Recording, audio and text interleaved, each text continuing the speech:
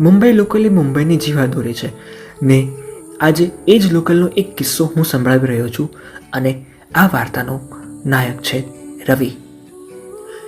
જિંદગીના પાને શો ચાલી રહ્યો છે અને હું અક્ષત આજે વાત કરી રહ્યો છું ટ્રેન નંબર 9547ની, જેમાં રવિ આજે સફર કરી રહ્યો છે.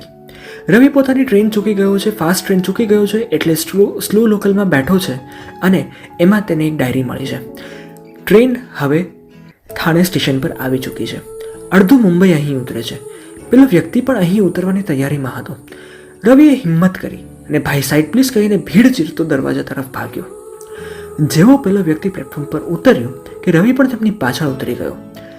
ભલે રવિને આગળ જવાનું હતું પણ તેને બૂમ પાડી, કાકા, ઓ કાકા. પેલો વ્યક્તિ અટકાયો. સફેદ વાળ, આંખે ચશ્મા અને ચહેરા પર સૌમ્ય શાંતિ. એમને પાછળ વળીને જોયું. રવિ હાંફતો હાંફતો એમની પાસે ગયો અને પેલી વાદળી ડાયરી આગળ ધરી. તમારી ડાયરી આ ટ્રેનમાં રહી ગઈ હતી કાકા.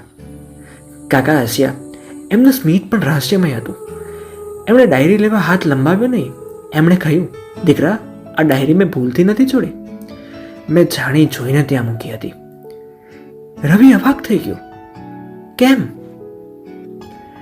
કાકાએ જાણી જોઈને પોતાની કળા બીજાને કેમ સોંપી? આ સવાલનો જવાબ રવિના જીવનનો દ્રષ્ટિકોણ બદલી નાખશે. સંભળાવું છું થોડી વારમાં તમને આ વાર્તાનો આગળનો ભાગ. ત્યાં સુધી બના રહો મારી